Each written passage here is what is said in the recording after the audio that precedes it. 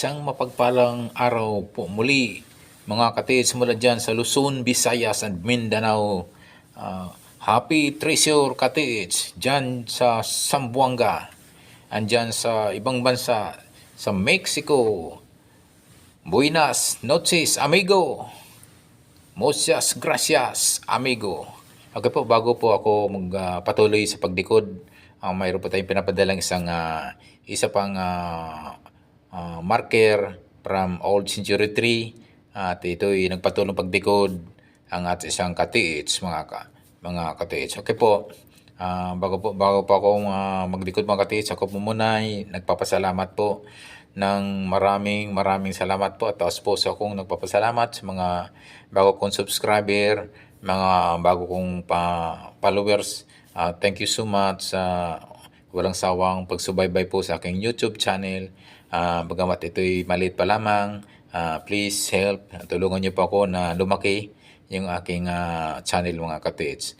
Okay po, ang aking pong mission po dito ay upang matulungan po ang ating mga katiits na makita at malukit po yung pwedeng ano po yung mga tinuturong sign, symbol and markers sa isang treasure items mga katiits. Lalo na po yung Yamashita treasures sa ating Pilipinas. Alam nyo naman mga katiits na ang Yamashita treasure po ay talagang kilalang kilala yan dahil nga involved po dyan yung mga valuable items like gold bar, silver o ano pang mga diamonds na ito po ay galing sila sa ibang bansa na dinala po ni General Yamashita Tomoyogi mga katiits sa ating bansang Pilipinas. Okay, mga katiits, ito po, mayroon po akong pinopromote po dito at isang pong magaling na gumagawa po ng treasure hunting equipment dito po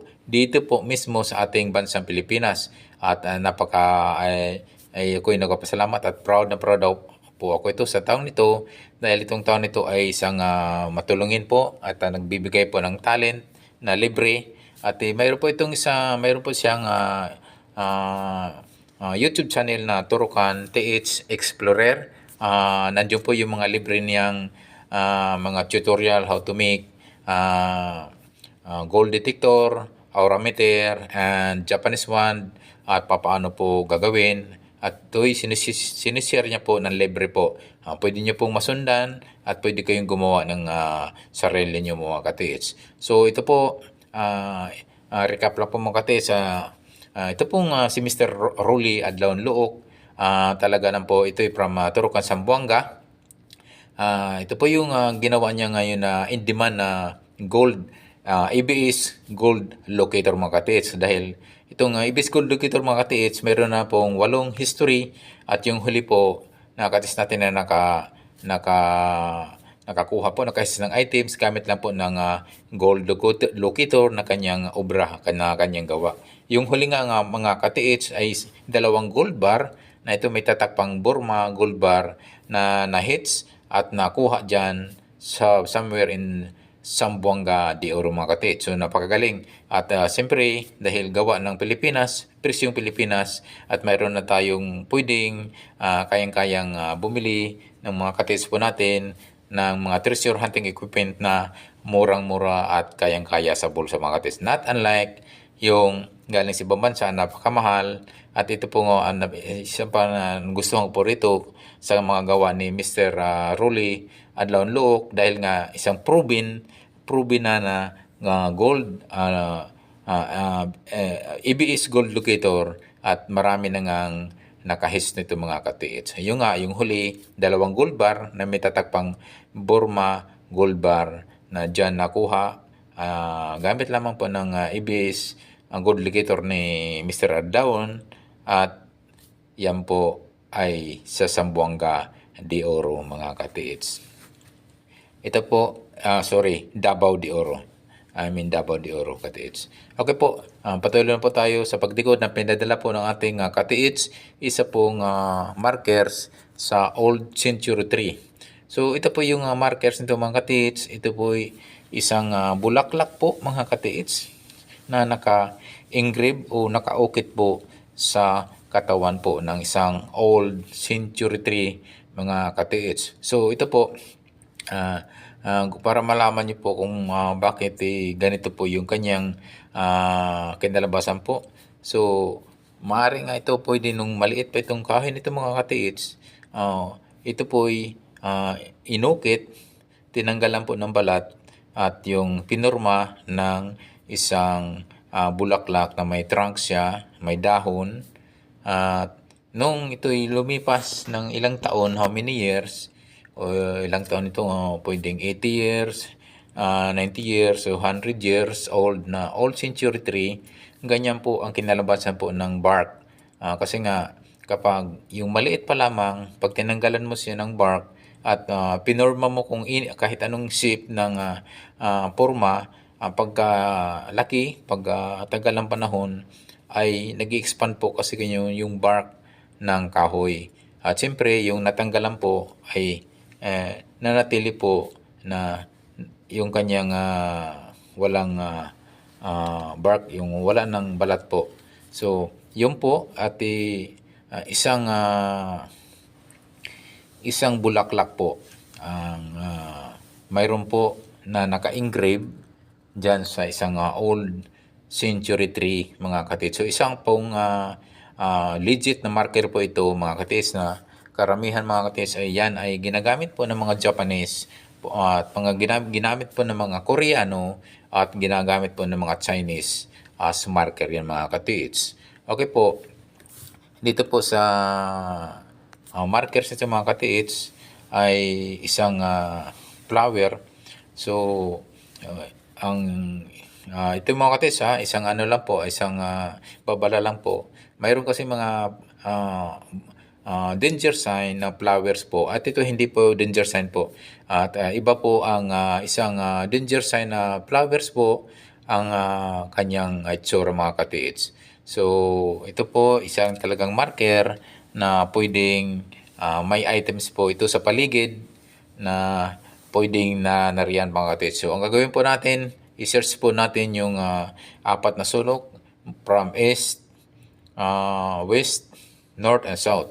So i-check nyo po yung itong puno nito mga katiits, kasi nga pwedeng itong markers nito baka medyo elevated na sa taas dahil nga nung ginuhit siguro ito o nung tinanggalan ng bark, tinanggal po yung balat, ay halos kasing tangkad lang po siguro nung tao, kasing tangkad ng tao, habang ito'y tinanggalan ng balat, na nagpo-form ngayon ng isang bulaklak mga katiits.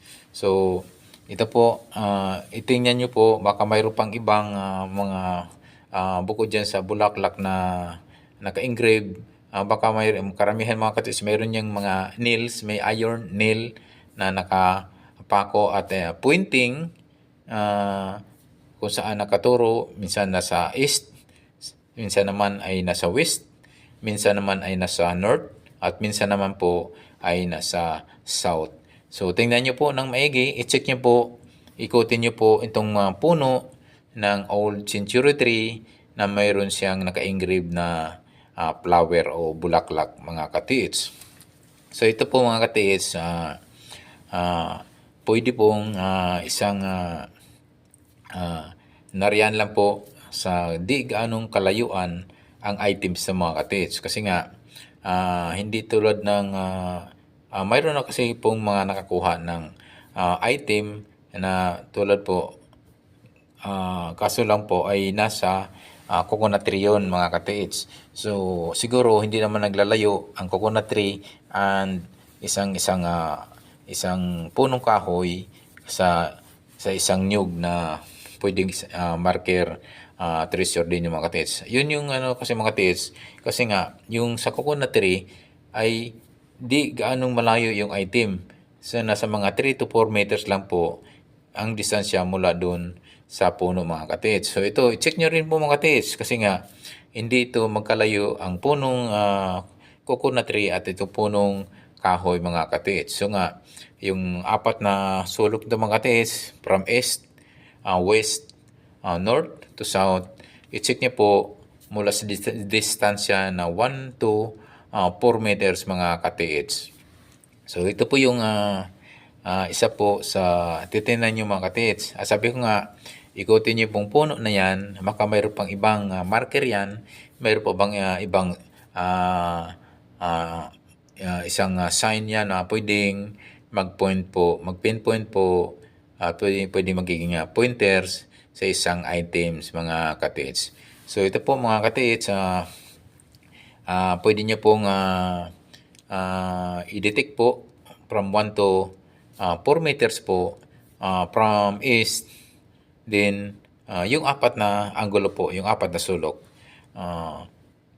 Same sa west po, 1 to 4 meters. Ang north din, 1 to 4 meters. Then yung south, 1 to 4 meters. Pwede nyo i-detect yan ng metal detector or scanner locator. So kung may napansin po kayong dyan mga katits, isang mga counter sign, counter markers mga katits, o tingnan nyo dyan sa may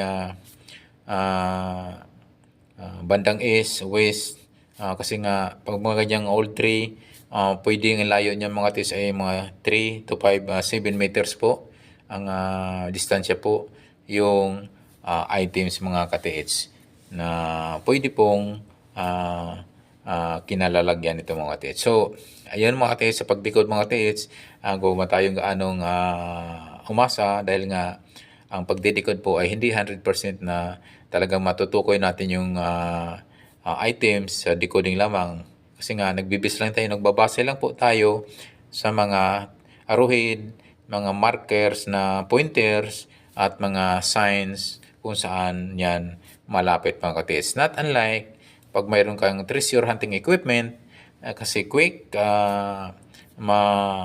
ma-detect mo agad yung kung saan yung pwedeng ang detection niya, lalo na kung kanyang pointers or guide pointer at doon mismo sa na-detect, may detection ay tumpak yan mga katits. So, ibig sabihin mga katits, pwede nyo isabay ang decoding at meron po kayong treasure hunting equipment mga katits. So ito mga katits, maraming salamat po. Sana po ay ating natulungan ating katits nagpadala po ng marka na treasure pointers na mga katits. Thank you so much for watching mga katits.